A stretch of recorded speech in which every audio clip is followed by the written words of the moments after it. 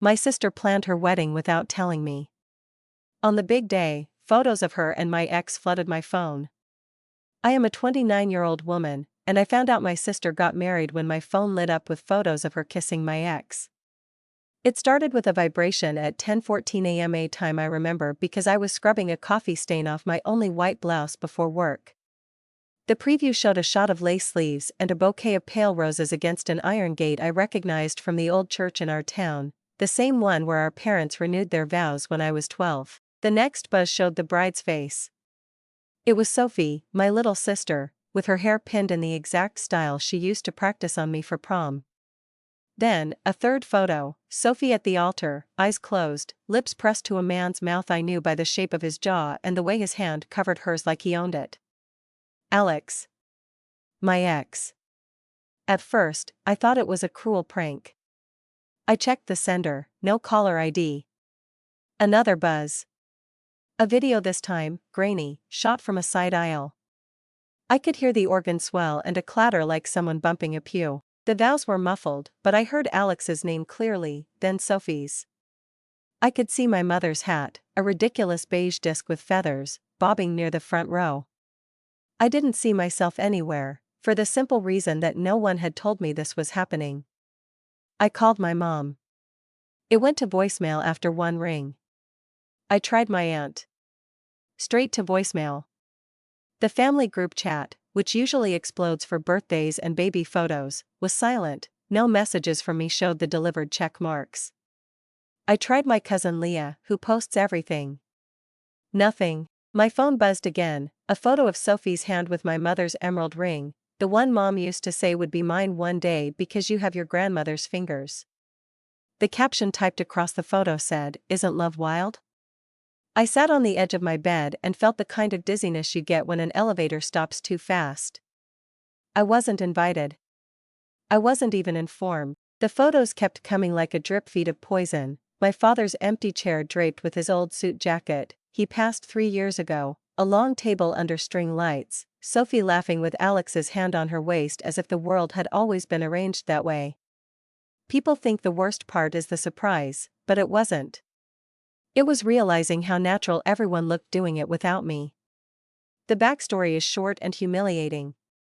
Alex and I were together for 5 years. We met at a volunteer shift at a local shelter, stacking canned food, both of us pretending we had broader purposes than our jobs. He could be gentle in ways that made you think you were safe. He left me last spring with the sentence, "I need to grow and you don't make room for my growth." It was a slick line, like something pulled from a podcast, but it worked because I was already making excuses for him. Sophie was my first call that night.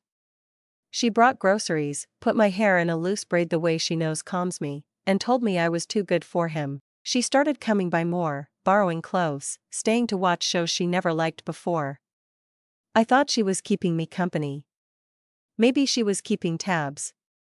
There were signs I didn't want to see. 6 months after the breakup, I ran into Alex near the train station.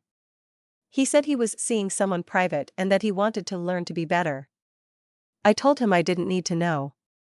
His hand shook when he said it, and I mistook that for sincerity instead of adrenaline. Around that time, Sophie began arriving late to our Sunday lunches smelling like a cologne I knew wasn't her fiancé of the moment. She said she'd been at a friend's perfume workshop. I believed her because it was easier to believe a dumb story than to rip my family open. In November, Sophie asked to store a box in my apartment just for a week.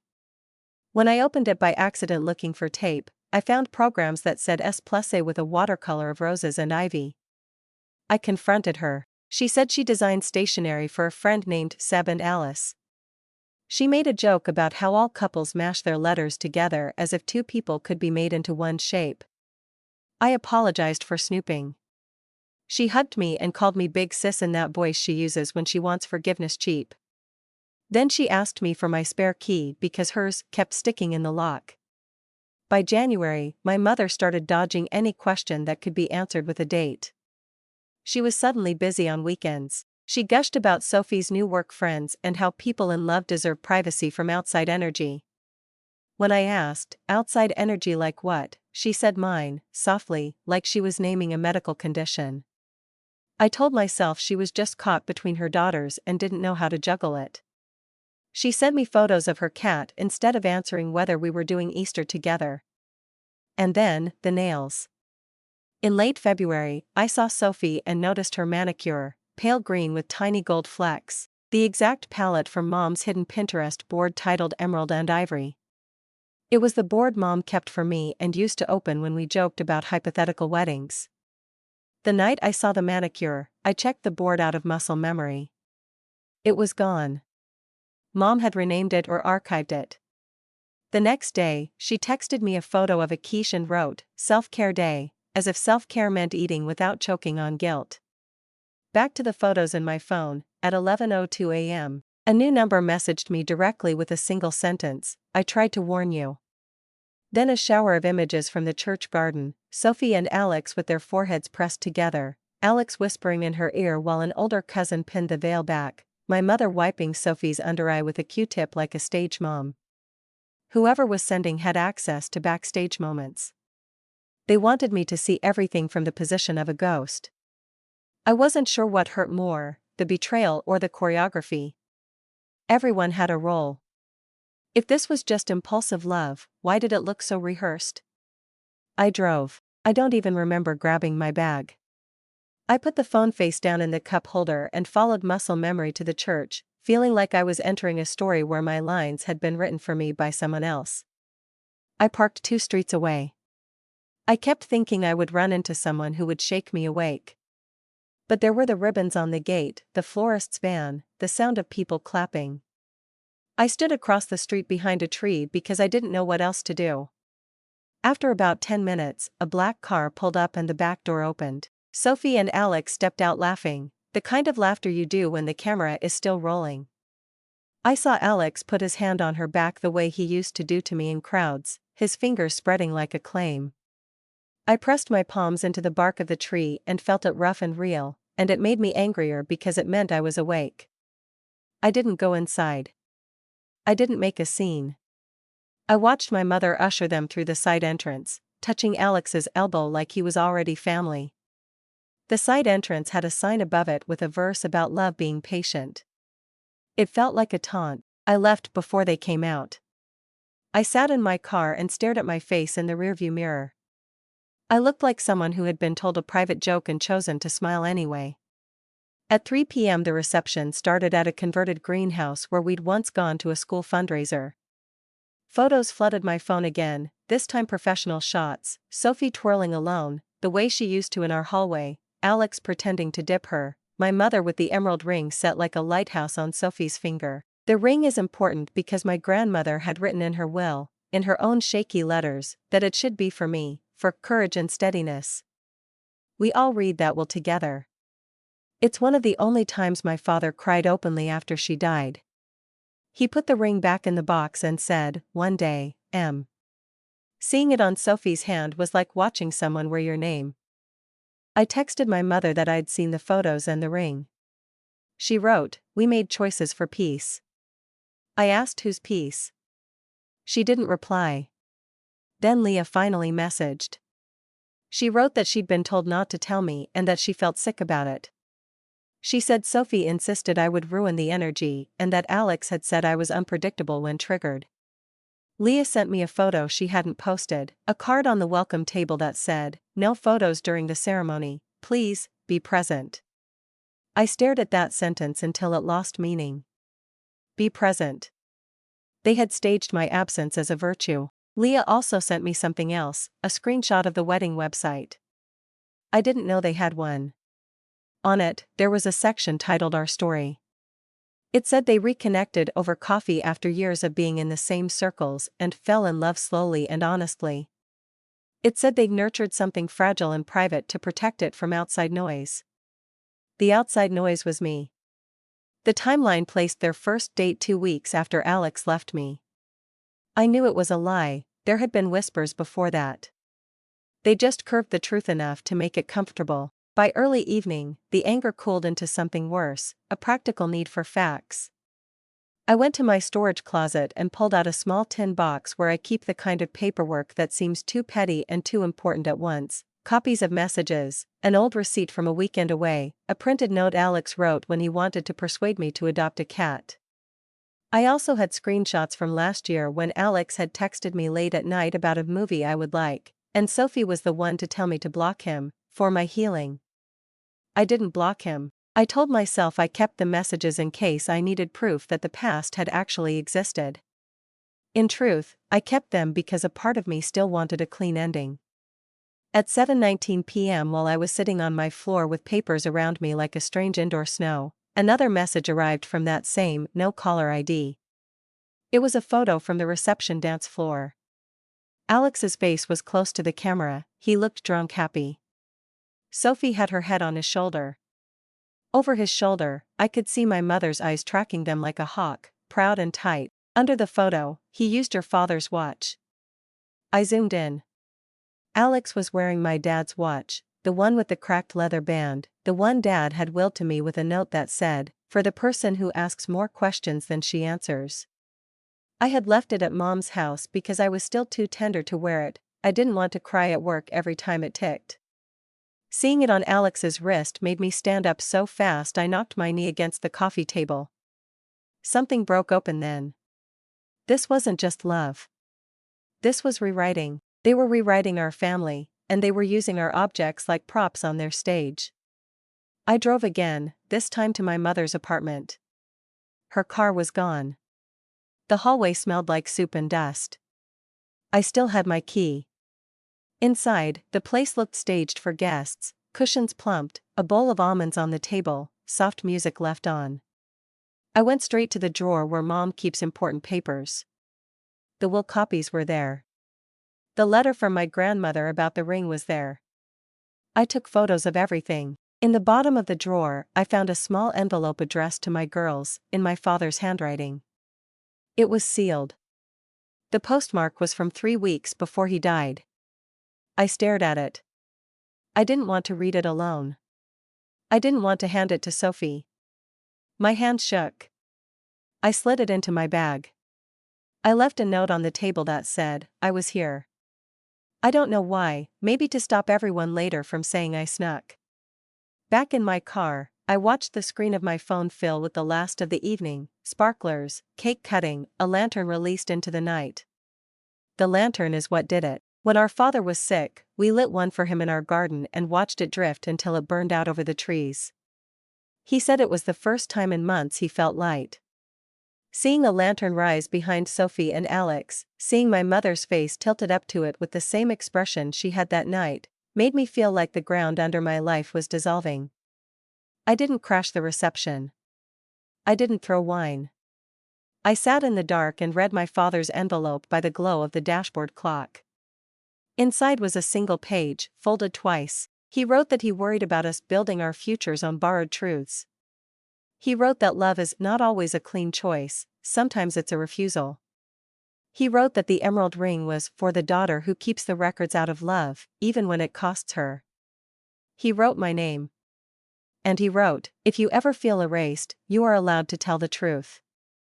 When I finished, I realized I was holding the kind of permission that cuts. I was allowed to tell the truth. I just didn't know what truth would cost without leaving me as ruthless as the people who hurt me. I didn't sleep. At dawn, I drafted a message I didn't send. I laid the papers out on my floor, the ring note, the will, screenshots that showed Sophie texting me from Alex's phone once, around midnight last year, language too intimate for a friend. I could see the overlap plainly now. It wasn't a neat timeline. It was a net. By afternoon, the congratulations posts began. My mother finally texted me, "I know this is hard. We protected you from a scene. Please be mature." I stared at that until it felt like static. Protected me. Be mature. Words that mean silence. I put my father's letter on my desk and took a photo of it because I needed proof that this part was real too. Then I got one last message from no caller ID. It said, "He told her you were the unstable one." And then, check the cameras at Mom's place. 2 months ago. I hadn't thought of the cameras. Mom bought those little indoor ones last year because she worried about break-ins. She usually unplugged them when we were over. I plugged in the living room camera from the app. The timeline scrubber had a gap in it, days where there was nothing, but then there was a clip dated 2 months ago, Sophie and Alex in the apartment, alone, laughing. My mother walked in with a garment bag, and they all hugged. It wasn't a secret meeting, it was a rehearsal. The clip ended with my mother holding the emerald ring up to the light and saying something I couldn't hear. Sophie slipped it on and stared at her hand. Alex kissed my mother on the cheek like he'd practiced. I closed the app and shut my eyes. I realized the truth wasn't just that they hurt me, it was that they found a way to feel good about it. That night, I wrote down a plan on a sticky note. It had 3 lines. The first was, stop asking for decency from people who need secrecy.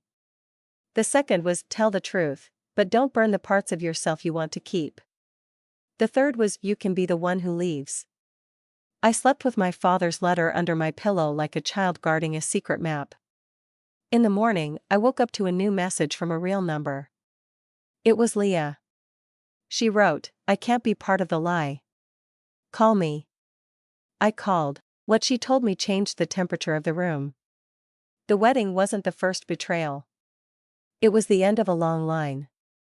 And the next part of the story isn't about romance at all.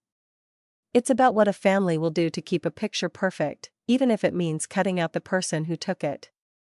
Leah told me there had been a dinner at my mother's place in December, a test run that I wasn't invited to.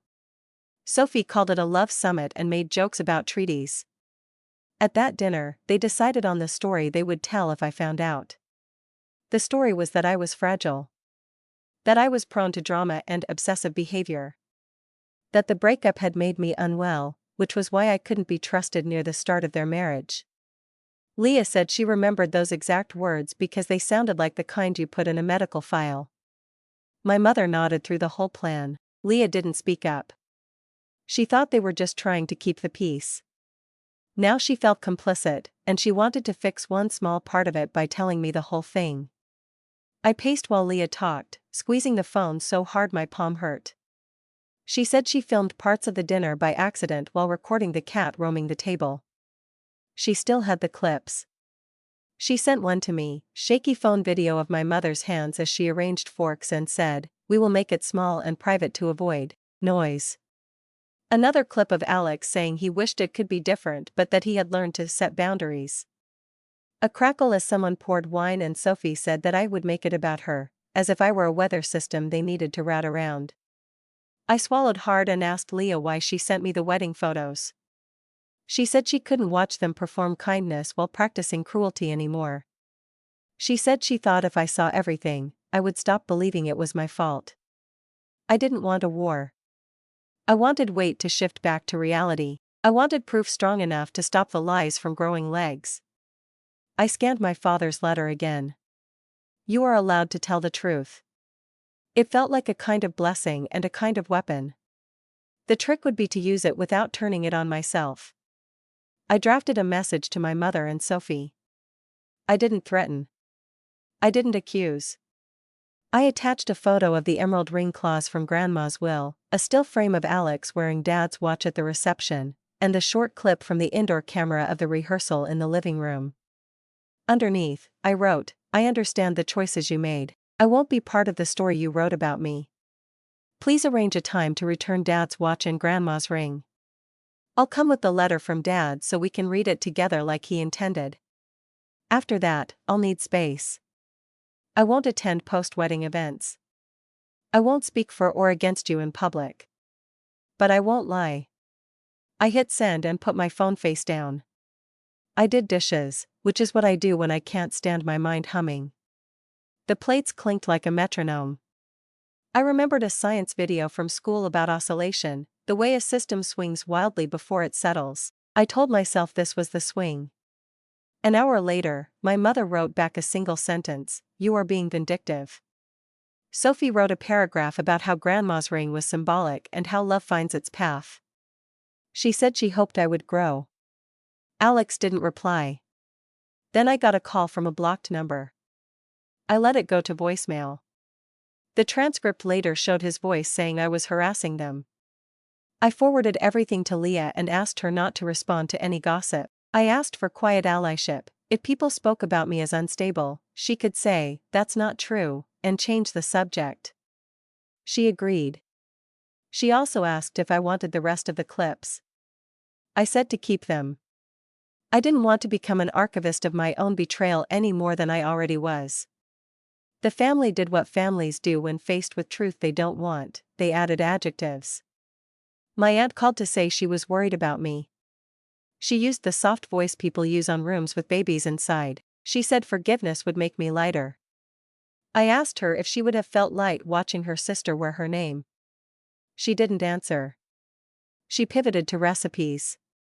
I told her I had to go and then sat on my kitchen floor and let the stillness fill up the corners.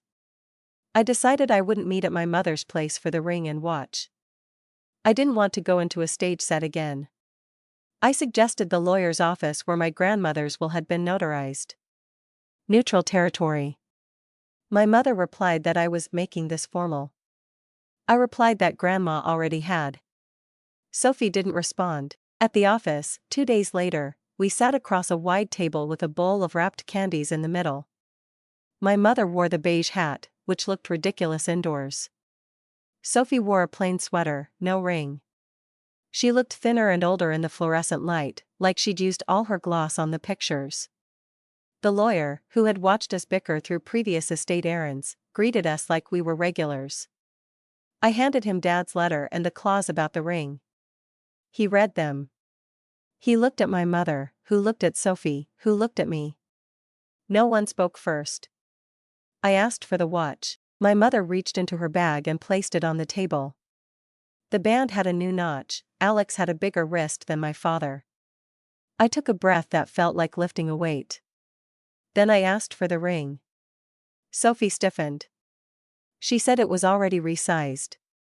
The lawyer cleared his throat gently and read Grandma's line again, for the daughter who keeps the records out of love.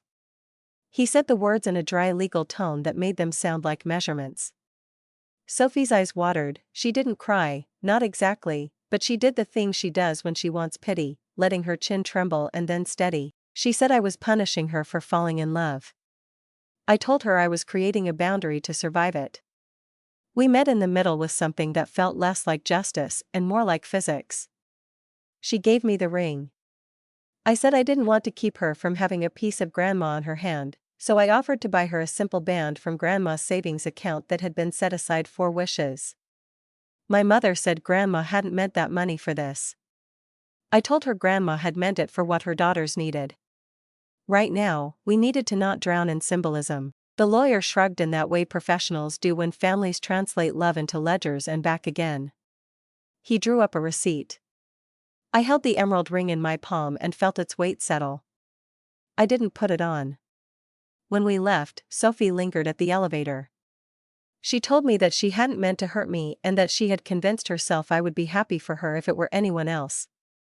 I told her it wasn't anyone else. She said that Alex had told her our relationship was already dead long before he left, that I had held him in obligations.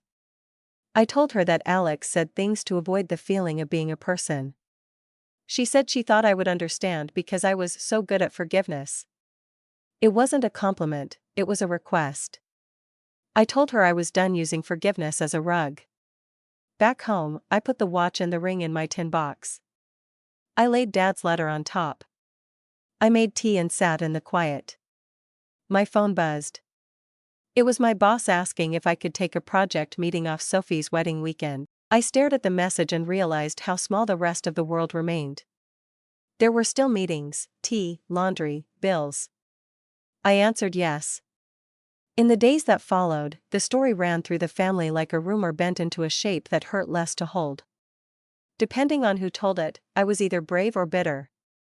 I didn't correct anyone. I kept my world small on purpose. I went to work, I called Leah, I took a walk every evening without my phone. The internet made its own noise. A few photos of the wedding made rounds among friends of friends. Some people messaged me those photos with the offering, "Are you okay?" in a tone that meant, "Can we talk about this?" I wrote, "I'm finding my footing," and meant it. One afternoon, a message came from a woman I didn't recognize. She said she had dated Alex 2 years ago between a complicated breakup and a private relationship and that he was an expert at exit strategies. She said she was sorry for the way it all looked. She had seen my name in indirect posts and wanted to send me something. It was a screenshot of Alex texting her a line I knew by rhythm alone: "I need room for growth, and she doesn't make room." The same line he had used on me. She said he had saved it in his notes app. A script, a life written in phrases meant to feel profound while exiting responsibility.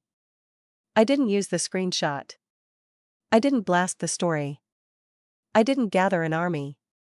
I printed the screenshot and put it in my tin box. The tin box was becoming a strange museum. It made me sad and then, surprisingly, steadier. I wasn't hoarding pain, I was keeping a record that kept me from returning to the gaslit fog where I asked if the floor was real. By the end of the month, my mother texted that she missed me. She asked if we could start fresh. I told her fresh starts require compost, and we hadn't done any of the work. She sent a thumbs up emoji, which made me laugh in spite of myself because it was such a ridiculous modern way to end a sentence that ought to carry a century of weight. I suggested we see a mediator, not a therapist we could charm or triangulate, but a mediator whose only job was to keep the facts from leaking through the cracks. She said that was dramatic. I told her to sit with it. Sophie posted a photo on her private account, a hand on a window, the caption "Soft Mornings." People commented heart emojis. I muted her. Muting felt like choosing the volume of my own life for the first time in months. And then, a new kind of news: Leah sent a photo of Alex at a bar with a woman from his office. It wasn't damning, two people can stand close. But Leah also sent a message from a mutual friend that Alex had stayed out 2 nights in a row and that Sophie had cried to her mother, who told her marriage is work. A cold, painful sympathy moved through me. There are moments when you want justice to arrive like thunder for the people who harmed you. Then you realize thunder shakes everyone's walls. I didn't want to be the person watching the roof collapse. I wanted my own house. I found a new apartment on the other side of town. It had a small balcony and room for a table under a window big enough to make plants happy. I moved quietly. On the last night before turning in my keys, I sat on the bare floor with Dad's watch ticking next to my cup. I realized I was breathing differently. Not better. Different. The air had more corners. It felt like mine. On a Sunday, I met my mother at the mediator's office. The mediator was brisk, firm, unimpressed by tears.